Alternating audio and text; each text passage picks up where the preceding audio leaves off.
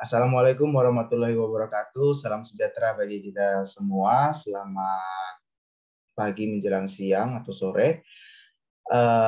Perkenalkan, saya Dio Graber Sajar Pardede yang mewakili dari kelompok 50 izin untuk mempresentasikan beberapa hal terkait tentang luka bakar. Baik.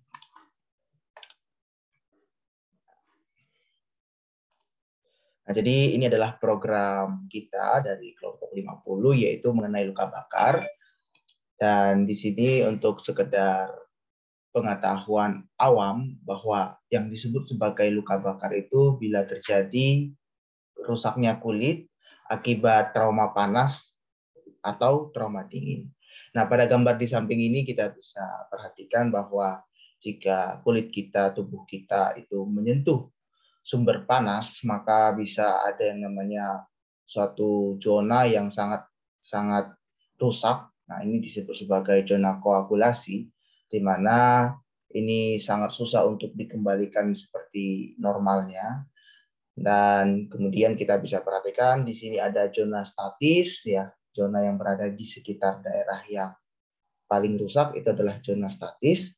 Nah, ini adalah yang bisa kita kembalikan, bisa kita perbaiki. Dan yang terakhir ini adalah zona hiperemia atau zona yang sangat merah, di mana ini sangat bisa untuk kita kembalikan ke situasi normalnya. Jadi ketika tubuh kita terkena luka bakar oleh sumber api, sumber panas, maka ada 3 zona. Yang pertama ada zona koagulasi, kemudian zona statis, dan yang terakhir ada zona hiperemia. Kemudian kalau kita melakukan yang namanya analisis di sini, apa sih penyebab luka bakar? Kita perhatikan di bagian ini yang paling banyak itu 56,4% itu adalah yang disebabkan oleh api. Tapi tidak tertutup kemungkinan misalkan air panas juga bisa menyebabkan luka bakar, kemudian adanya listrik, sengatan listrik, kemudian bahan-bahan kimia seperti gas beracun, kemudian bahan perusak kimia lainnya, nah itu juga bisa, dan juga kontak dengan sumber panas secara langsung itu juga bisa menyebabkan luka bakar. Tapi yang paling umum, yang paling sering adalah yang disebabkan oleh api, 56,4%. Nah, dengan demikian kita mengintroduksi atau memperkenalkan 2 hal yang harus kita lakukan sesaat setelah kita terkena luka bakar atau disebut sebagai pertolongan pertamanya, yaitu dengan menghilangkan sumber panas. Artinya itu kita tidak berada pada sumber panas atau menjauhi sumber panas. Ya, kemudian yang kedua adalah kita itu memberikan satu pendinginan atau pemberian air dingin mengalir seperti ini. Kita buka keran, kemudian airnya mengalir. Daerah yang terkena sumber panas tadi yang melepuh tadi bisa kita aliri dengan air yang mengalir, yang suhu airnya itu adalah suhu air normal atau yang agak dingin, kemudian dilakukan selama 20 menit. Kemudian bila mana misalkan kita ada di rumah kemudian terbakar rumahnya dan api itu mengenai katakanlah baju kita atau celana kita, nah kemudian apa yang harus kita lakukan? Itu ada 3, yaitu hentikan, jauhkan, dan berguling. Atau dalam bahasa Inggrisnya adalah stop, drop, and roll. Nah, di mana kita berhenti, kemudian kita drop itu memposisikan tubuh kita seperti tertidur dan sambil berguling, supaya nanti apinya bisa memadam sendiri di saat kita berguling seperti itu. Dan banyak teman-teman yang kemarin itu mencoba untuk melepaskan baju, nah itu sangat tidak dianjurkan, karena ini adalah yang paling baik, yaitu dengan metode stop, drop, and roll, atau menghentikan, maksudnya berhenti sejenak, kemudian langsung drop atau posisi seperti ini, jatuhkan diri atau berbaring, kemudian kita berguling. Nah, ini saya nanti api yang ada itu bisa semakin padam pada daerah yang baju atau daerah yang lain. Nah, ini adalah salah satu penyebab yang tersering akan terjadinya kebakaran, itu adalah adanya tabung gas yang bocor. Kemudian tabung gas yang bocor itu bila ada di situ ada yang namanya sumber panas, ada oksigen, maka bisa menyebabkan terjadinya kebakaran oleh tabung gas. Oleh karena itu, yang penting kita akan ketahui adalah kita bisa menghindari gas yang bocor, kita tahu bagaimana posisinya kalau gas itu bocor, kemudian apa yang harus kita lakukan pertama, kemudian apa yang harus kita hindari, kemudian bagaimana kita mengatur ventilasi dapur kita supaya suhu di dalam dapur itu bisa terjaga sesuai optimalnya. Nah, jadi prinsip adanya kebakaran itu ada 3, yaitu ketersediaan sumber bahan bakarnya. Kalau dalam hal ini kita adalah tabung gas itu sendiri. Kalau gas itu bocor, maka itu ada bahan bakar untuk terjadinya api.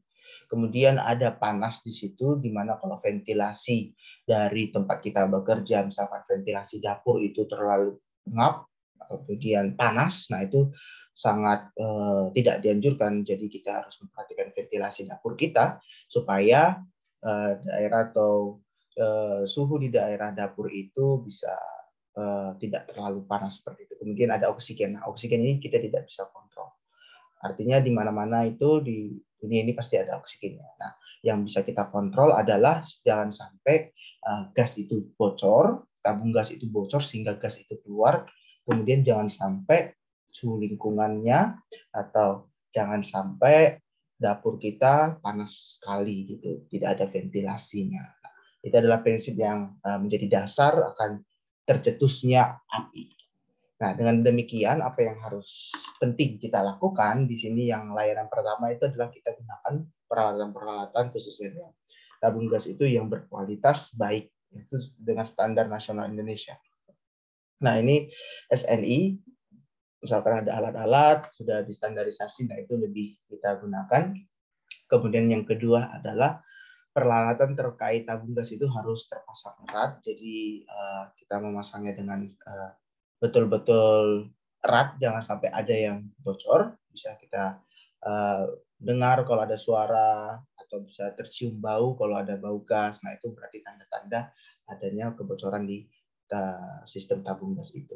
Kemudian yang ketiga adalah kita usahakan meletakkan tabung gas ini agak jauh dari kompor, karena kita tahu kompor itu juga kalau hidup dia itu menjadi sumber panas, sementara kalau tabung itu bocor dia itu menjadi sumber dari gas itu. Jadi kalau jumpa maka akan sangat cenderung bisa meledak. Oleh karena itu kita agak jauhkan supaya perjumpaannya itu bisa lebih dihindari seperti itu. Kemudian di sini penanganan yang disampaikan, yang pertama adalah tadi jauhkan korban dari sumber panas dengan cara menyiram dengan air atau menutup dengan kain basah, cegah terjadinya hipotermi. Hipotermi ini adalah satu kondisi di mana suhu dalam tubuh kita itu sangat rendah, artinya sangat dingin. Jadi kita juga kalau ada korban yang terkena ledakan atau terkena yang namanya luka bakar, maka yang pertama itu misalkan korban memakai kalung, nah kalungnya itu kan menjadi suatu penghantar panas, jadi kita lepaskan dulu kalungnya, kemudian dengan daerah yang tadinya itu kena luka bakar kita siram tadi dengan air selama 20 menit, juga bisa dengan dilakukan menutup dengan kain basah. Tapi hati-hati terjadinya hipotermi. Nah, hipotermi ini tadi seperti yang saya sudah sampaikan, jangan sampai penanganan kita yang memberikan air itu menyebabkan seseorang ini menjadi hipotermi atau suhu tubuhnya semakin rendah. Nah, itu bisa kita perhatikan seperti itu. Kemudian yang kedua adalah lepaskan hal-hal yang mengikat seperti jam tangan, cincin, ikat pinggang, dan lain-lainnya sebelum lukanya membengkak. Nah, itu juga penting, kecuali hal-hal yang melekat pada luka. Kemudian bersihkan luka untuk mencegah infeksi, kemudian kompres dingin. Nah, ini menjadi penting sekali lagi, memberikan sumber air dingin gitu ya dengan air keran selama 20 menit pada daerah yang luka bakar itu, sekali lagi diulang-ulang di sini. Karena itu merupakan pertolongan pertama yang memang penting untuk dilakukan supaya nanti ke depannya pasien ini proses penyembuhannya lebih baik seperti itu. Yang ketiga adalah posisikan korban senyaman mungkin untuk mengurangi rasa sakit, kemudian tutup luka dengan kain steril yang tidak terlalu menyerap air, dan juga mencegah adanya shock itu ini nanti akan dilakukan oleh tenaga medis ya dengan memberikan resusitasi cairan dan seterusnya. Kondisi memburuk dan selalu mengontrol ABC selama perjalanan. Nah, ini nanti makanya ketika ada luka bakar apalagi luka bakar yang parah, maka penting untuk dilakukan yang pertama tadi adalah memberikan pertolongan pertama, jauhkan sumber panas. Kemudian yang kedua itu tadi adalah memberikan sumber dingin ya, maksudnya air mengalir selama 20 menit seperti itu. Dan kemudian yang ketiga yang penting adalah untuk kita bisa sesegera mungkin membawa pasien tersebut ke rumah sakit terdekat atau ke pelayanan kesehatan terdekat agar dapat diberikan tata laksana yang lebih komprehensif.